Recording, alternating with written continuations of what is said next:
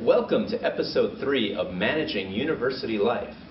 This episode is called Studying and Exams.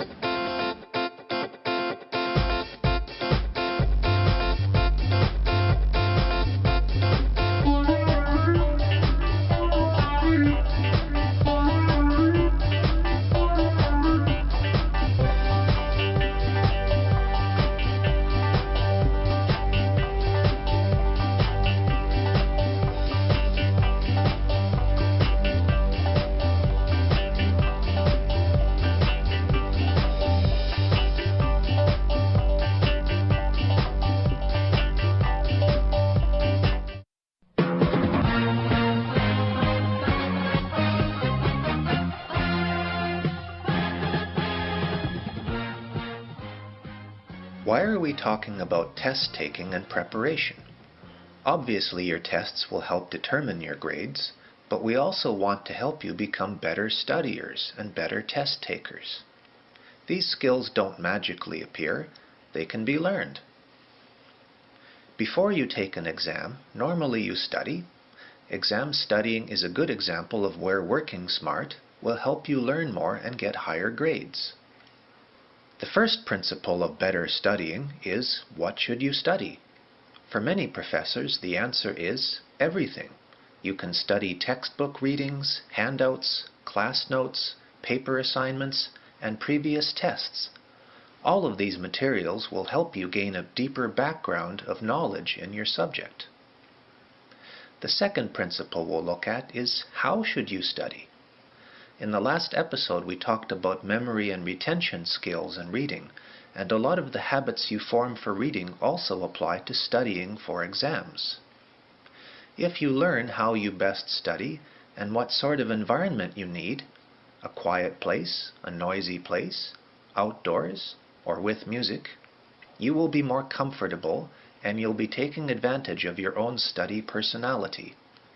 Some people do well with visual aids such as flashcards, or they need to highlight text with colored markers. Other people need peace and quiet where they can focus on the text like a laser beam. Learn what's best for you. The third principle, and the most important one for studying for exams, is when to study. There are a few people like Mozart who can hear music once and remember it, and some students with photographic memories who can read something once and remember it. But 99% of us are not Mozarts. For most of you, if you remember one single piece of information from this episode, you should know this. The dumbest way to study is to cram everything into your brain the night before. Allow me to repeat this. The dumbest way to study is to cram everything into your brain the night before. What is the law of diminishing returns? The law of diminishing returns basically states that eventually adding more input does not necessarily return the same output. For example, if you tell a joke and people laugh, if you tell people the same joke again, they will laugh less. And by the third time you might get no laughter at all for the same joke. The law of diminishing returns is something Korean school administrators do not seem to have learned yet. The reasoning they use is this. If children go to Hagwons for 1 hour, they will learn X amount. If children go to Hagwons for 2 hours, they will learn 2X amount. This is what really happens. If children go to Hagwons for 4 hours, they will probably learn 3X amount. If children go to Hagwons for 8 hours, they will probably learn 4X amount. And if children go to Hagwons for 16 hours, they will probably learn 4X amount. Why? Because people are not robots, and we get tired. When you are working and studying, do not assume you are a robot either. Your body and mind will also get tired, and they need food and rest. The best way to learn is to make yourself a reasonable schedule where you work, study, play, and rest every day. But if you try to read and sleep at the same time, whether you spend 1 hour at it or 8 hours at it, you will likely learn 0x. Wearing yourself out the night before and then complaining to your friends how stressed you are and how hard you're working is stupid and wasteful. The exam paper does not care how hard you worked. It cares about the answers you write on it. If I sound condescending in saying these things, it's because I see students here making the same error over and over and over. They use a teaspoon instead of a power shovel in studying. The amount of time you spend studying means almost nothing. What means everything is how efficiently you study. For most people, the best way to study efficiently is to develop a regular habit of reviewing your notes and materials. You can do this after every class, every evening, or even at a set time every weekend. Study daily. In just 5 to 10 minutes a day, review each course looking at notes and assignments. Study weekly. As time allows, spend 1 hour each weekend to review each subject you're studying. Pre-exam study. Before a test, do a major review. You're covering several weeks' worth of material. Human beings aren't always as rational and logical as we like to think we are. We usually don't think in the long term. But if you do the arithmetic, a small amount of studying every day or every week added up is still less than 8 hours of frantic studying the night before the test. The person who has a regular routine of review and study really doesn't have to study much for tests. It's already done. So while the stupid student is going crazy, the smart student is relaxing and still getting better grades. If I can say it again, the dumbest way to study is to cram everything into your brain the night before. A personal note. Once when I was an undergraduate, I went out the night before an exam and decided that I wouldn't drink beer. I would drink coffee all evening because of the test. I should have just had the beer. I ended up lying awake all night because of the caffeine, and I was exhausted during the test. Of course, coming to the exam hungover is no better. Some of your mother's advice is probably correct. Get a good sleep and a solid breakfast before the exam. Treat your body well, and it will treat you well during the test.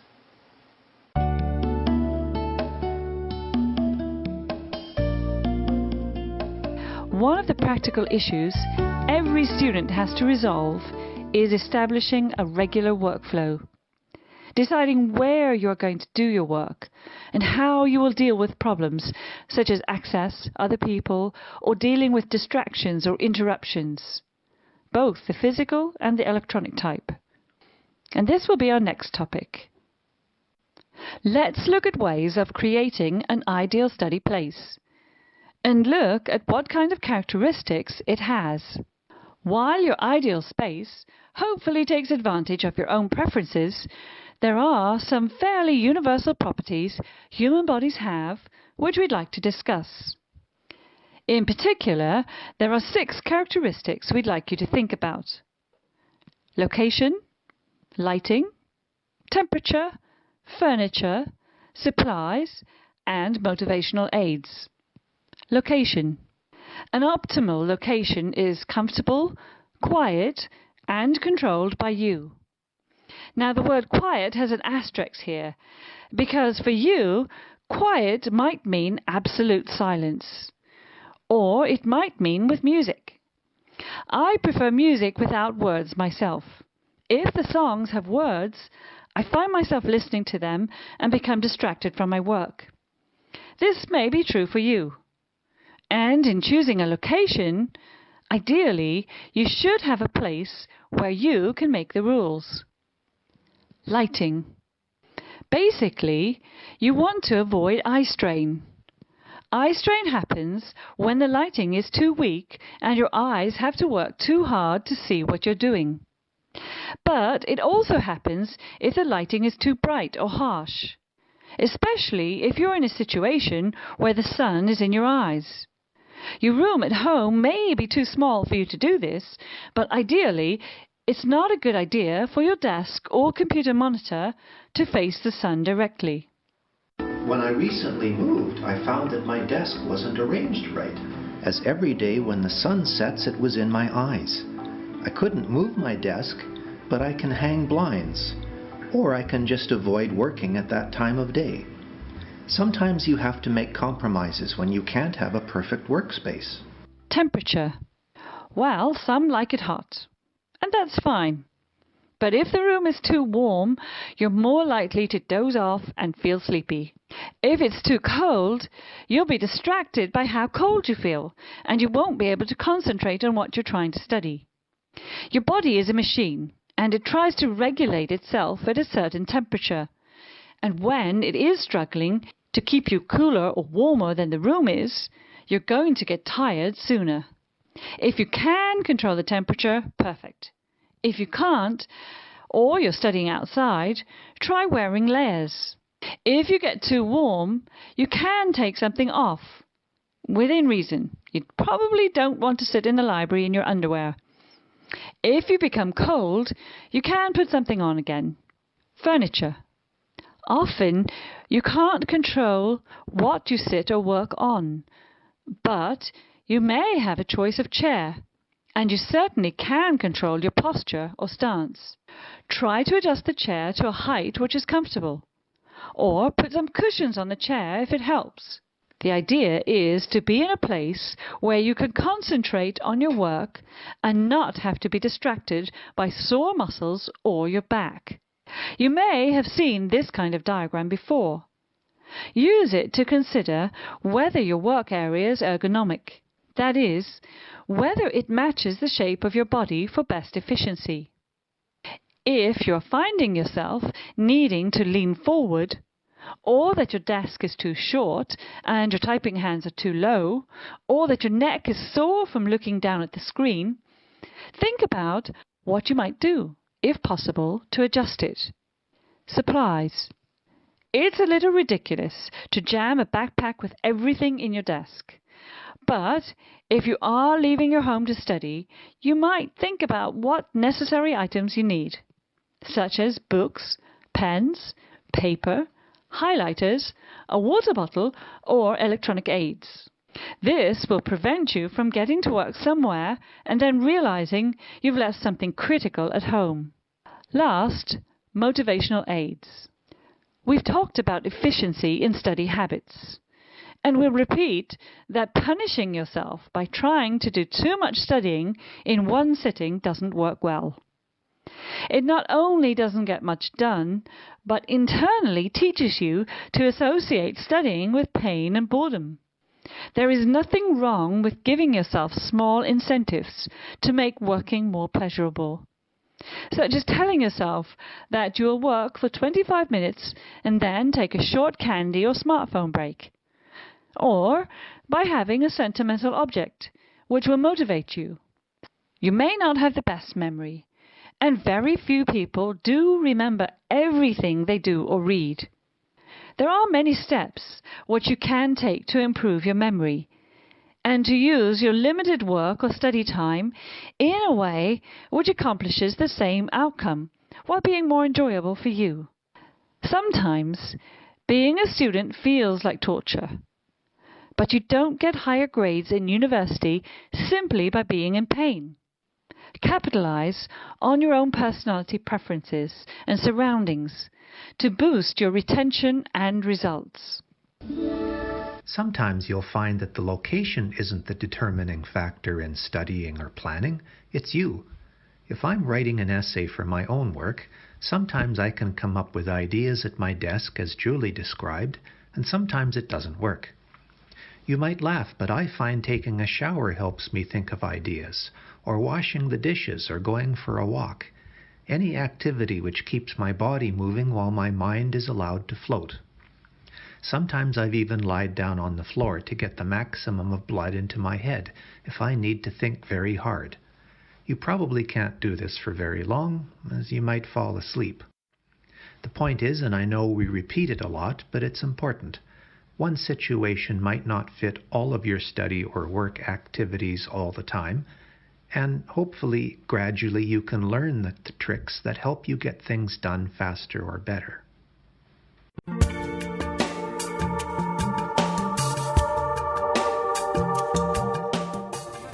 Now, let's look at some more tips for memory boosting. As with many things, attitude and motivation are crucial.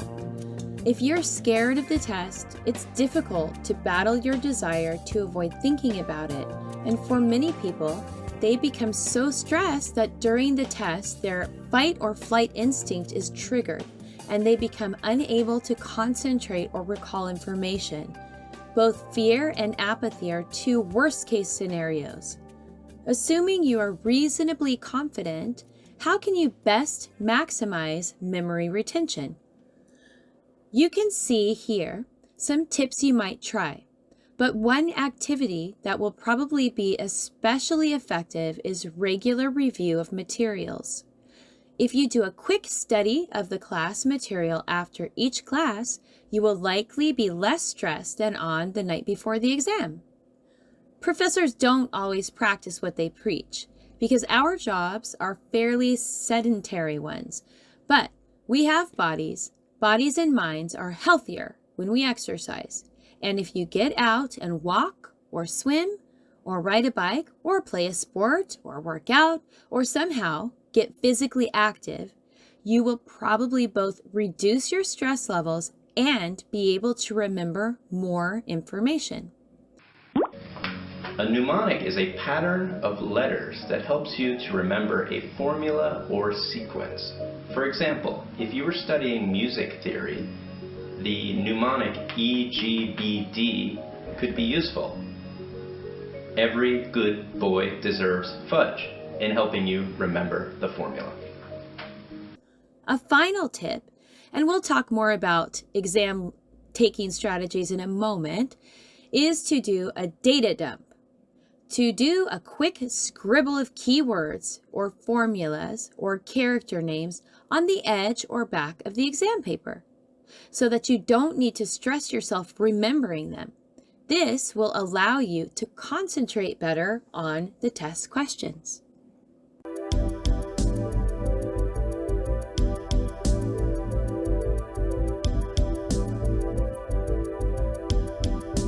When you're taking lecture notes, effective note-taking is not simply recording or transcribing your professor's words. What you need to be is active in the learning process. One thing I suggest is do your readings before coming to class. That way you are familiar with the work that the lecturer will be talking about.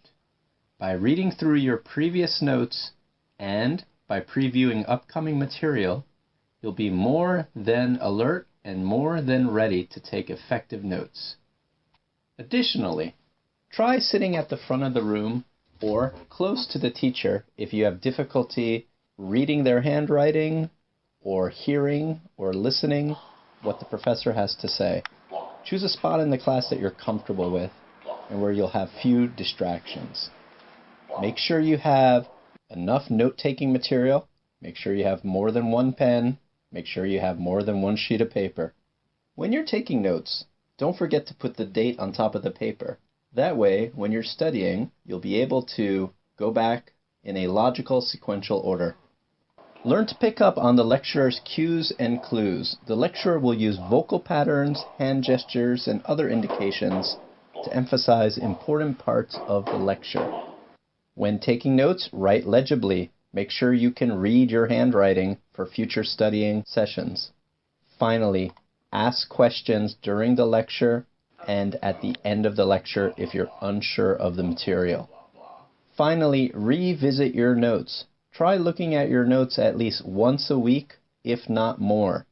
Use a highlighter and highlight important parts of the lecture.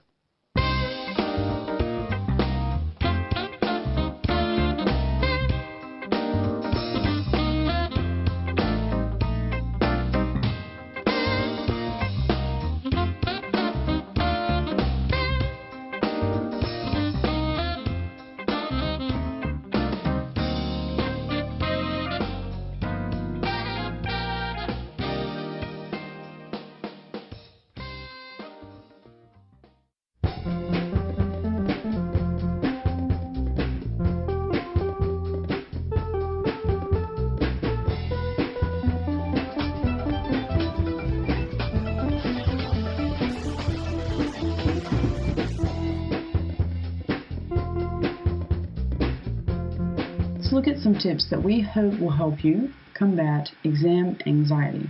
Learn to be aware of what you're doing physically during a test and try to relax. Every so often, stop and ask yourself, am I clenching my teeth? Are my muscles in my shoulders tightened? Force yourself to let go of the pencil, to release the tension in your muscles, and take a moment to pause. Dress comfortably when you go to a test. If you have tight or uncomfortable clothes or something itchy, you're going to feel uncomfortable, and that will distract you from focusing on the test.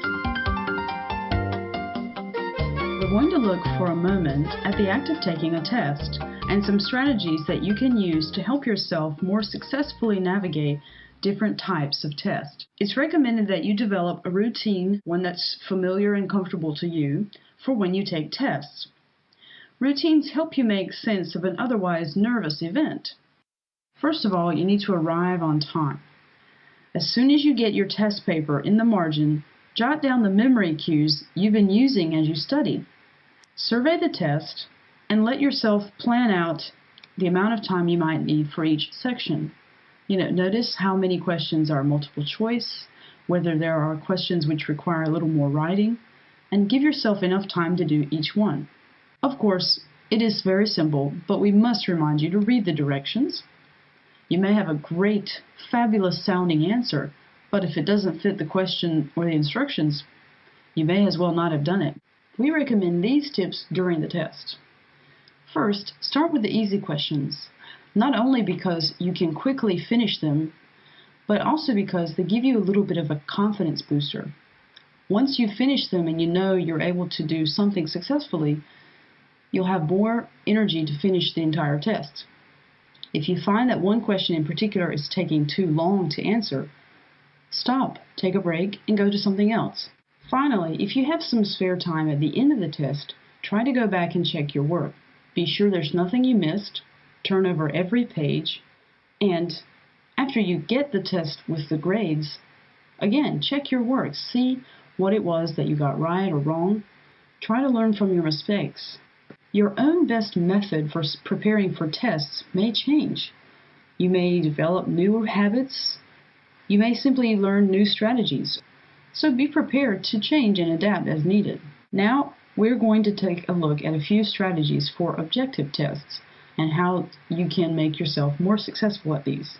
It's always good to get rest and good food. You don't want to be sleepy or distracted by your growling stomach during a test. If you don't have a chance to walk out of the room and stretch, at least shift your weight in your chair so you don't get stuck sitting in one position and feeling uncomfortable. Perhaps the most difficult test for some people is the open-ended test. However, there are still strategies that you can use to help yourself get better at these. Check for directions. What type of test is it? Are you writing a brief answer, such as a paragraph or less? Is it an essay? On the next slide, you'll see Bloom's taxonomy of cognition. It's an order of types of thinking. So you have to look at the test and consider what kind of thinking it's asking you for. Assuming you have some spare paper, try to jot notes there and plan your answer before you write the real answer on the real test paper.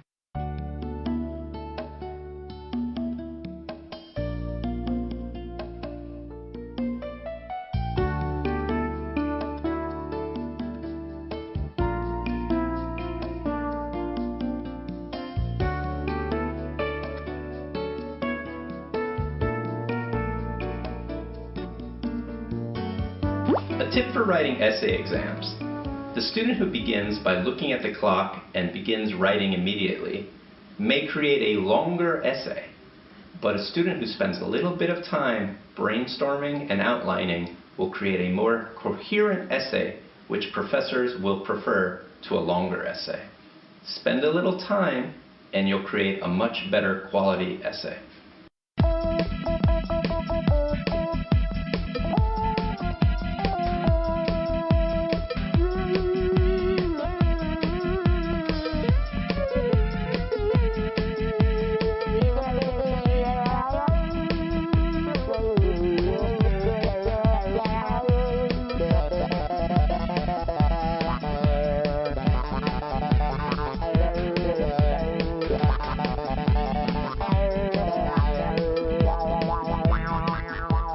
one of the most overlooked ways to bump up your grades is to review your exam when you get it back.